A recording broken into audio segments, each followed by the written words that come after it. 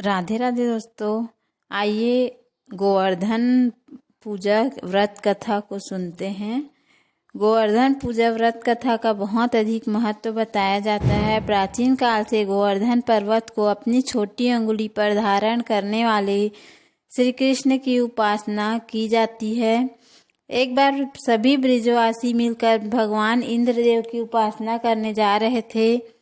उस समय भगवान विष्णु के परम अवतार श्री कृष्ण ब्रिज में ही बाल लीलाएं कर रहे थे।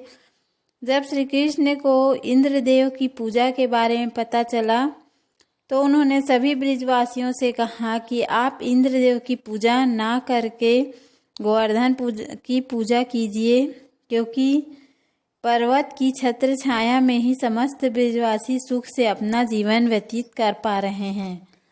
ब्रिजवासियों को भगवान श्री कृष्ण की यह बात बहुत अच्छी लगी और उन्होंने यह निश्चय किया कि अब से हर साल कार्तिक मास के शुक्ल पक्ष की प्रतिपदा तिथि को श्री गोवर्धन पर्वत की पूजा किया करेंगे। जब इस बारे में भगवान इंद्र को पता चला तो उन्होंने क्रोधित होकर ब्रिज में खूब वर्षा की। ऐसी मान्यता है कि तब ब्रिजवासियों की रक्षा करने के लिए भगवान श्री कृष्ण ने अपनी सबसे छोटी अंगुली यानी कनिष्ठा उंगली पर 7 दिन के लिए गोवर्धन पर्वत को धारण किया था और समस्त ब्रिजवासियों की रक्षा की थी। इसलिए तब से ही गोवर्धन पूजा करने की परंपरा चली आ रही है, क्योंकि ऐसा कहा जाता है कि भगवान श्री कृष्ण ने गोवर्धन को अपने सभी शरणागत भक्तों की रक्षा की थी। कहते हैं गोवर्धन पर्वत भगवान श्री कृष्ण का ही एक स्वरूप है। इसके बाद माता यशोदा ने श्री कृष्ण को 56 प्रकार का भोग खिलाया था, इसीलिए इसे अन्नकूट भी कहा जाता है इस दिन को। तो आप इस दिन 56 प्रकार का भोग भी लगता है गोवर्धन जी को। तो गोवर्धन पूजा इस बार 2023 में 14 नवंबर को पड़ रहा है। मेरा दोस्तों, हमारे चैनल अलौकिक श्रद्धा में आपका स्वागत है। आज गोवर्धन पूजा और भाई दूज की शुभ मुहूर्त, शुभ तिथि और इसकी कथा तथा इस दिन किए जाने वाले कुछ विशेष उपाय के बारे में हम बात करेंगे। तो आइए शुरू करते हैं। गोवर्धन पूजा का शुभ मुहूर्त इस बार 14 नवंबर को 6:43 सुबह से ही है और 6:43 से 8:52 तक शुभ मुहूर्त है। इस दिन शोभन योग भी बन रहा है जो कि 1:57 तक है और अनुराधा नक्षत्र सुबह से ही इस दिन है। तो आप इस तरह का समय देखकर आप गोवर्धन जी की पूजा कर सकते हैं। तो आइए जानते हैं कि गोवर्धन पूजा के दिन हमें कौन कौन से ऐसे छोटे छोटे उपाय करने चाहिए जिससे हमारे घर में सुख समृद्धि बढ़े।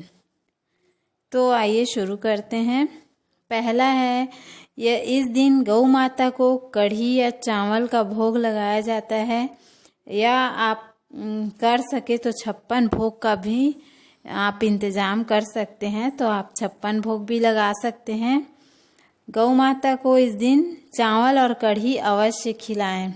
दूसरा है, इस दिन आपके घर में यदि गोवर्धन पूजा होती है तो बहुत अच्छी बात है। इस परिक्रमा तो आप करते ही होंगे, और यदि आपके घर में के आसपास कहीं आप अपने घर में नहीं करते हैं तो अपने आसपास में ही कहीं जाकर जहाँ पे हो रही हो पूजा तो वहाँ पे आप एक दीपक जलाएं और परिक्रमा अवश्य करें।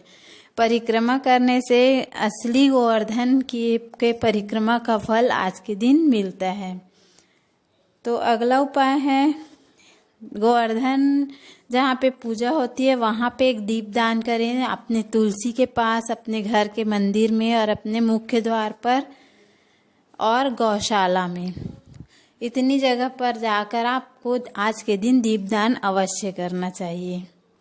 अगला उपाय है, आज के दिन सौभाग्यवती महिलाओं को अपने पति के सामने और पति को अपनी पत्नी के सामने दीपक जलाकर घुमाना चाहिए। इससे आपके घर में स्थिर लक्ष्मी का वास होगा। तो ये हुआ गोवर्धन पूजा के कुछ उपाय और शुभ मुहूर्त। अब जानते हैं 15 नवंबर को भाई दूज। भाई दूज की कथा हम सुनाएंगे। तो कार्तिक माह की शुक्ल पक्ष की द्वितीया तिथि गोवर्धन पूजा के दूसरे दिन मनाई जाती है। भाई दूज की कथा इस प्रकार है, बहुत ही पौराणिक कथा है। एक बार यमुना मैया ने यमराज और शनि देव यानी अपने दोनों भाइयों को निमंत्रण दिया। उन्होंने हमेशा से मतलब कई सालों से वो निमंत्रण दे रही थी, मगर वो आते नहीं थे। मगर इस बार निमंत्रण स्वीकार किए और यमुना मैया के यहाँ ब्रिजमंडल में दोनों पधारे। तब शनिदेव और यमराज भोजन के लिए बहन के घर पहुँचे और यमुना जी ने उन दोनों को तिलक किया, भोजन परोसा और यमुना जी खुशी के कारण उनके आंखों में आंसू आ गए। तब दोनों भाइयों ने कहा कि मांग यमुना, तुम्हें क्या मांगना है। यमुना के आंखों से आंसू की धारा बह रही गई और आंखों में आंसू भरकर यमुना जी ने कहा, आज का दिन बहुत ही शुभ है, तो आप मुझे आशीर्वाद दो कि यम द्वितीया के दिन यानी आज के दिन यमुना में जो भी भाई बहन स्नान करे, डुबकी लगाए, वह सारे बंधनों से मुक्त हो जाए। तब दोनों भाइयों ने कहा, बस इतना सा मैं तुम्हें वचन देता हूँ कि जो भी भाई अपनी बहन से अपने ललाट पर इस दिन तिलक लगवाएगा, उसे यम के कैद में कभी भी नहीं आना पड़ेगा। और शनिदेव जी ने कहा कि जो भाई अपनी बहन के यहाँ इस दिन भोजन करेगा और तिलक लगवाएगा, उस भाई को कभी भी शनि की अढ़ैया और 7.5 का दुष्प्रभाव नहीं झेलना पड़ेगा। हम तुझे वचन देते हैं। तो इस प्रकार भाई दूज की कथा है। तो आप अपने भाई बहन के यहाँ अगर दूर हैं तो अवश्य इस दिन जाना चाहिए और तिलक करके अपनी बहन के यहाँ भोजन करना चाहिए। आप सभी को गोवर्धन पूजा और भाई दूज की ढेर सारी शुभकामनाएं। ईश्वर आप दोनों भाई बहनों को खूब सुख समृद्धि दे, अच्छा स्वास्थ्य दे। इसी कामना के साथ अब वीडियो समाप्त करते हैं। तो उम्मीद है यदि हमारा वीडियो पसंद आए तो वीडियो को लाइक करें, चैनल को सब्सक्राइब करें। धन्यवाद। राधे।